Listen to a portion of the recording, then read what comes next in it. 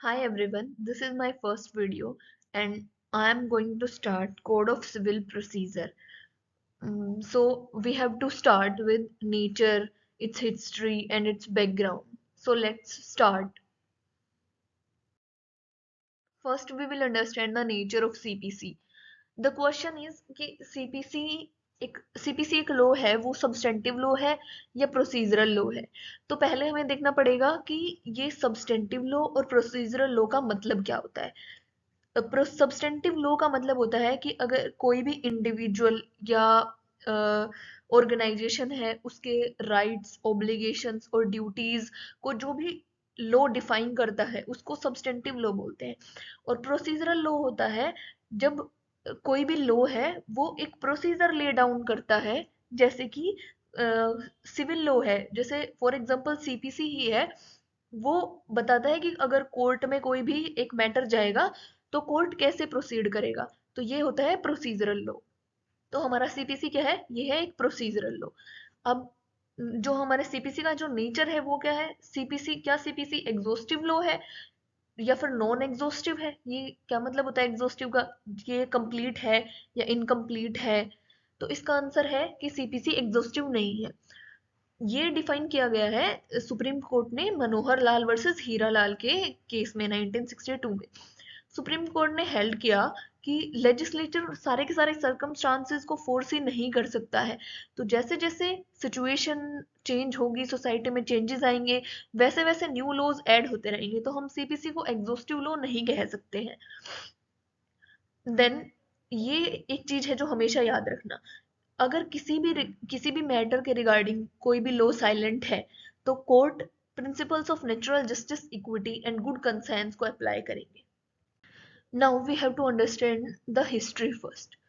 History of civil law है वो शुरू होती है 1859 में, जब first uniform civil code procedure enact हुआ। उससे पहले कोई भी यूनिफॉर्मिटी नहीं थी सिविल प्रोसीजर में। जो president of board for affairs of India है वो थे सर चार्ल्स वुड। उन्होंने एक सेकेंड लॉ कमीशन को प्रिपेयर किया था एक यूनिफॉर्म सिविल प्रोसीजर बनाने के लिए। तो जो सेकंड लॉ कमीशन था उसने प्रिपेयर किए थे चार ड्राफ्ट्स ऑफ प्रोसीजर। और इन ड्राफ्ट्स कोड ऑफ प्रोसीजर के बेस पे चार बिल बने, जिनको फिर अमालगमेट किया गया और एक कोड ऑफ सिविल प्रोसीजर बनाया गया 1859 का। अब 1859 के बाद जो ये सिविल प्रोसीजर कोड 1859 था, इसमें बहुत सारी लैकिंग्स थी, ये बहुत लैक कर रहा था। तो अमेंडमेंट्स हुई 1877 और 1882 में, बट स्टिल ये वर्केबल नहीं था। तो जो एक अनदर कमेटी फॉर्म हुई जो कि हेड की गई सर अर्ल रिचर्ड्स ने। और इसकी वजह इसने इस कमेटी की रिपोर्ट तैयार हुई, उससे बना सीपीसी 1908, जो कि इफेक्ट में आया 1/1/1909 में। ठीक है। अब मेजर अमेंडमेंट्स जो है सीपीसी में 1908 में, ये मेजर अमेंडमेंट्स हुई 1951 में हुई, फिर 1956 में, 1976 में, 1999 में, 2002 में एंड 2015 में। ये सारी मेजर अमेंडमेंट्स है, एक बार इनको जाके जरूर पढ़ना।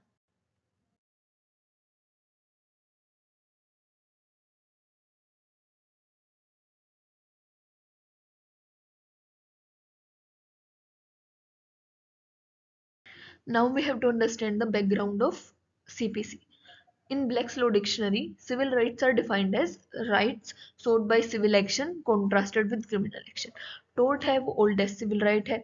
अब हमें ये देखना है, सिविल राइट तो पढ़ लिया हमने, हमें अब ये देखना है what is civil law. Civil law क्या होता है।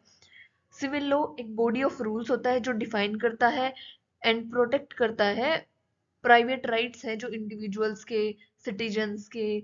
ऑफर करता है लीगल रेमेडी, जो कि एक डिस्प्यूट कोई भी डिस्प्यूट हो गया तो हमें उसमें लीगल रेमेडी प्रोवाइड करेगा।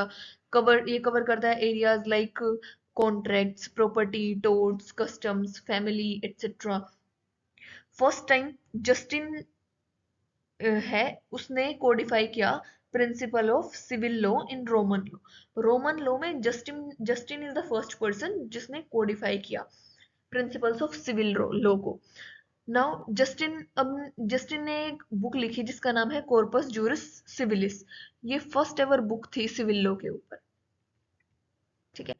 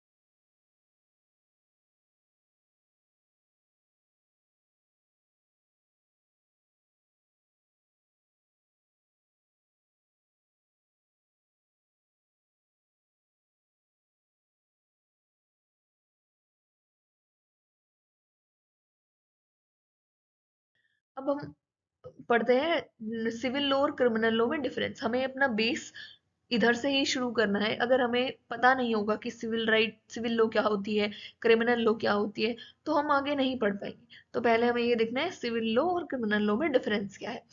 अब सिविल लॉ है वो इंडिविजुअल वर्सेस कोई भी मैटर होता है सिविल लॉ में, वो इंडिविजुअल वर्सेस इंडिविजुअल होता है, पर्सन टू पर्सन होता है।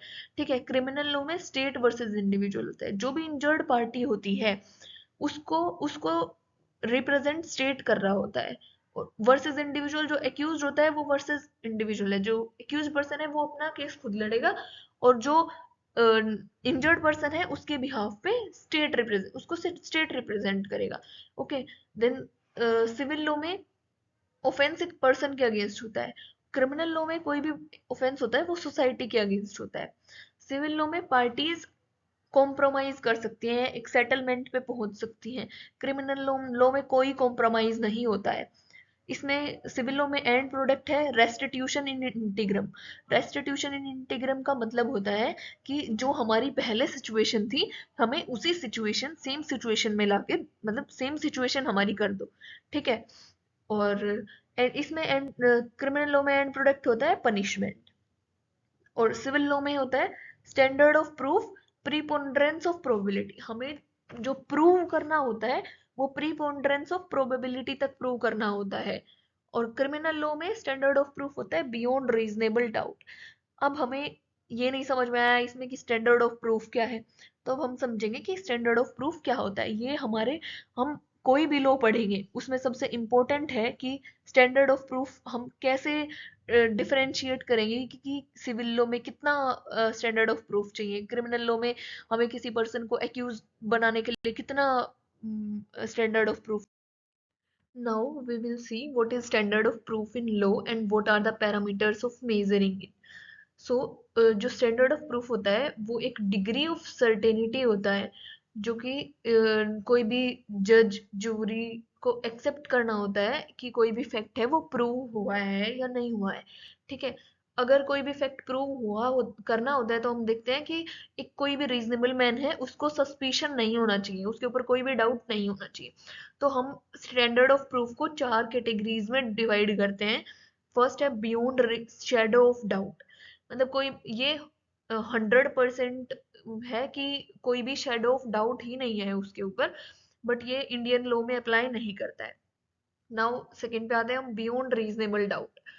अब ये रीजनेबल डाउट ये हाईएस्ट स्टैंडर्ड होता है जो कि यूज होता है क्रिमिनल केसेस में, जो रिक्वायर करता है prosecution to prove the defendant's guilt to a point where no reasonable person would doubt it।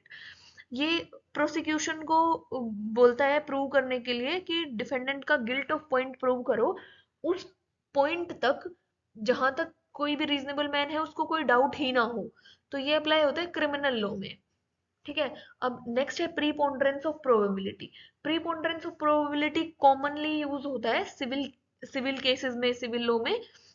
इसमें होता है मोर देन 50% की जो क्लेम है वो ट्रू है। ठीक है। उसके बाद मियर बैलेंस ऑफ प्रोबेबिलिटी होता है। ये होता है लोवेस्ट स्टैंडर्ड, जो कॉमनली यूज नहीं होता है। ठीक है। Thank you so much guys for watching this video till and please like share and subscribe the video.